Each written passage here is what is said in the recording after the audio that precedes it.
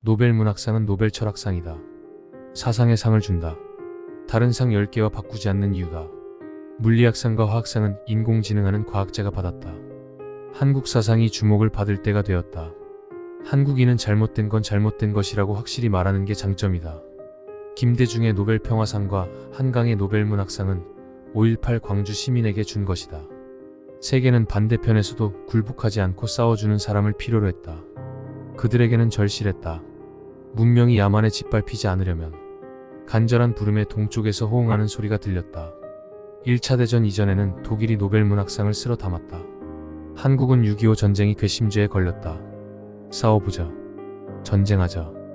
북진 통일하자는데 노벨상을 줄까? 유럽이 겨우 전쟁을 끝냈는데 한국이 다시 전쟁 불씨를 지피고 있었다. 그러나 지금 한국은 북한의 핵무장을 견디고 있다. 다 이유가 있다. 세계는 중국을 주시하고 한국을 격려한다. 일본은 부자가 되었는데도 약자의 허무주의를 하고 있다. 바뀔 때가 되었다. 일본 문학이 인기를 얻은 이유는 허무주의 때문이다. 허무주의는 위협이 되지 않는다. 애매함의 미학과 모함의 즐거움. 무라카미 하루키는 결론이 없다. 가와바타 야스나리의 설국은 결말이 없다.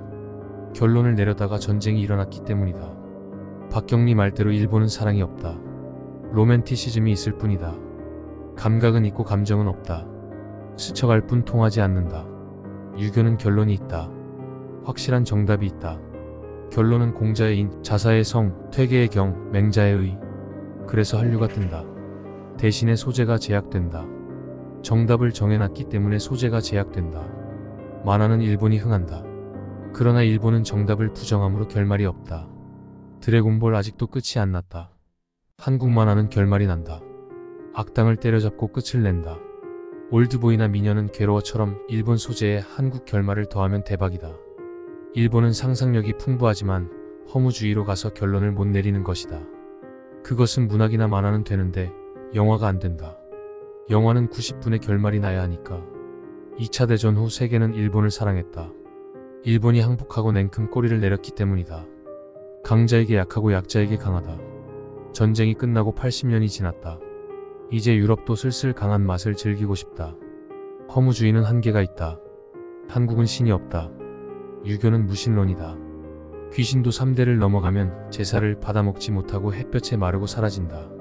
한국은 왕이 하나다. 한국의 사유는 편협하고 절대주의와 가까워 인기가 없다. 오겐키 데스카로 유명한 러브레터는 한국에서 더 흥행했다. 일본이면 그냥 잊어버린다. 잘 있나요?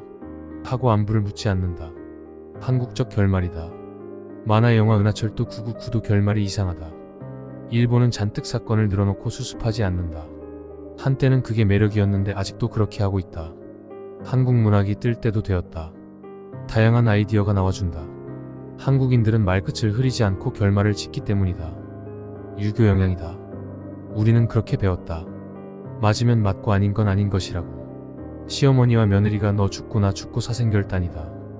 등을 돌리고 시선을 피하며 대화하는 일본과 다르다. 한국식 정사로는 강자의 철학이다. 소재의 편협함, 확실한 결말, 극한에 밀어붙이고 갈 때까지 가버린다. 확실하게 메인 요리가 나와줌. 호르몬 뿜뿜. 일본식 허무주의는 약자의 처세이다. 소재의 다양함, 결말의 애매함, 스쳐감, 전쟁 트라우마로 아페니즈 환호. 전체의 디저트만 계속 나오고 메인 요리 없음. 인류가 갈구하며 찾던 것이 한국에 있었다. 유럽 문학은 잘난 척하며 훈계하다 망하고 아프리카나 중남미 문학은 신비주의 동굴에 숨어 기어나오지 않는다. 그들 역시 프랑스 철학의 영향을 받아 동굴 속에서 우리 것이 좋은 것이라고 하며 남미식 신토 부리를 하고 있다. 한국은 거대한 중국의 귀퉁이에 붙어 무수한 침략을 당하면서 언제나 사생결단이었다. 중국 대륙은 넓어서 적이 침략하면 피하면 된다. 한반도는 좁아서 막다른 골목에 몰린다. 대륙은 만만디다. 여유가 있다. 반도는 처절하다. 한국인들에게도 무언가 배울 것이 있었다. 유교는 강자의 철학이지만 한국은 강자가 되어본 적이 없다. 외국을 침략한 적이 없다. 한국식 정사로는 약자가 강자의 횡포에 맞선다. 약자의 정신주의는 인류의 보편성과 통한다. 달달한 일본 과자와는 다른 화끈함이 한국 정신에 있다. 한국 문학이 부진했던 이유는 태생적으로 유교 체질을 벗어나지 못하면서도 어설프게 일본을 뵙기로 했기 때문이다. 일본은 재빨리 가면을 썼다. 불화를 감춘다. 일본의 와 사상은 불화를 드러내지 않는 것이다. 이웃집에서 들리는 피아노 소리가 시끄러우면 피아노 잘 치는 따님이 있어서 자랑스럽겠네요. 부러워 죽겠어요 하고 돌려서 말한다. 한국인들은 시끄럽다고 시청에 민원 넣는다. 한국인은 매우 직설적이다. 그러나 세월은 흘렀고 세상은 변했다. 이제 서구가 한국을 따라와야 한다. 인터넷과 스마트폰과 인공지능을 중심으로 세계가 다시 무언가 해보자고 달려드는 분위기다. 단맛보다는 매운맛을 찾는 것이다.